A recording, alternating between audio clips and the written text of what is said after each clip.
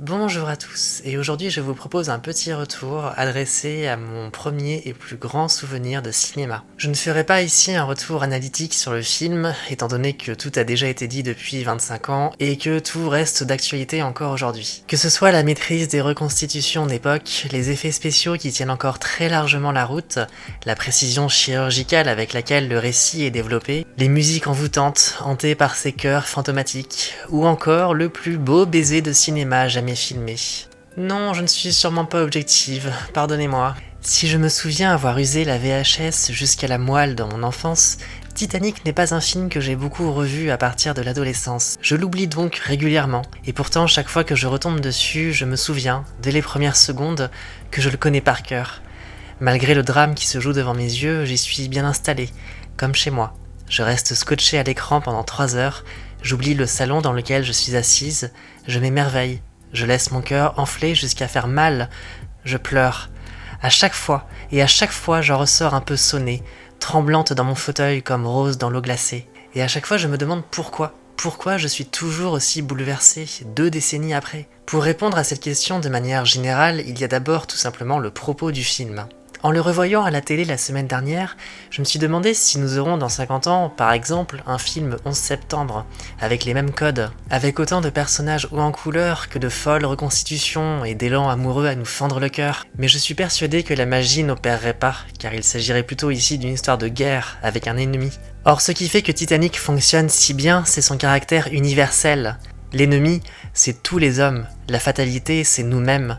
L'absurdité de ce paquebot et des décisions prises avant et pendant le naufrage. Si Titanic a cette capacité d'émouvoir tant de spectateurs, c'est grâce à cet effet miroir.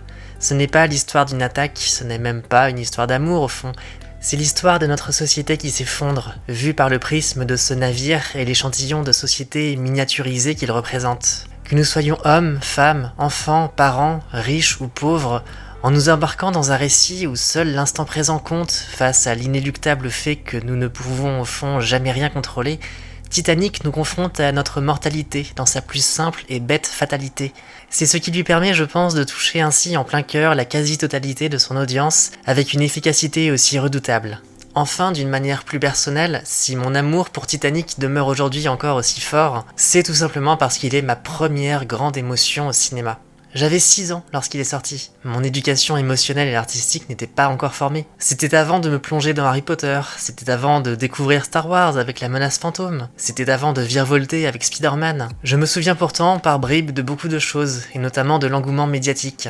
Je me souviens avoir fait la tête à mes parents parce qu'ils étaient allés voir le film de leur côté pour s'assurer que ce n'était pas trop violent pour moi. Je me souviens de mon excitation en montant les marches du vieux cinéma de centre-ville qui n'existe plus aujourd'hui. Je me souviens de perdre toute notion du temps et de l'espace dès les premières scènes d'époque. La salle de cinéma et les autres spectateurs avaient disparu. J'étais sur le Titanic. Plus rien d'autre n'existait. Je me souviens de ma rencontre avec Rose et sa vision d'abord mélancolique de l'existence qui résonnera en moi des années encore après cela.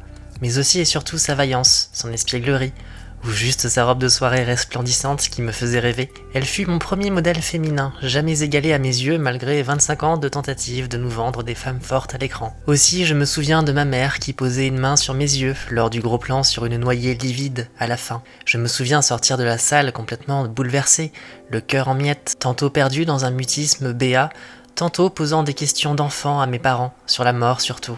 Je me souviens du trajet, juste après, pour notre virée en famille du dimanche soir sur la plage de Ouistreham. Je regardais le paysage défiler derrière la vitre de la voiture, en état de choc.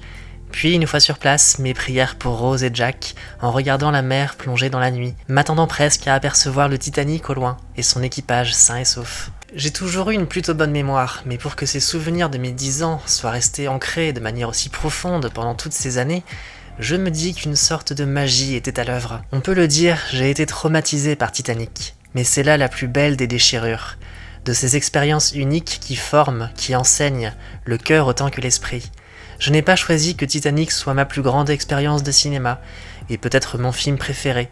Mais c'est comme ça. Comme l'iceberg, il m'est rentré dedans sans que je puisse rien y faire, laissant une marque qui ne cicatrisera jamais. Et c'est pour le mieux. Car nous méritons, je pense, dès l'enfance, de faire notre éducation cinématographique avec des œuvres grandioses telles que celle-ci. Nous méritons d'être gâtés à ce point, et qu'il nous soit offert de rêver ainsi jusqu'aux limites du possible. Et aujourd'hui, j'ai une pensée pour les spectateurs d'Avatar qui s'apprêtent à rejoindre les salles. En toute honnêteté, je n'ai pas du tout aimé le premier film et le second ne m'intéresse pas plus que ça. Mais je peux comprendre ce que ressentent face à cette œuvre ceux qui lui vouent un culte, et je le respecte.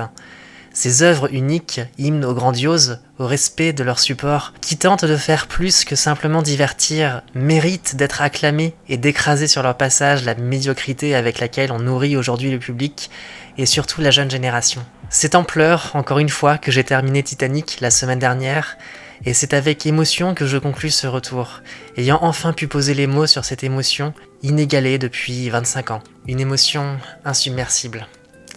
À très bientôt.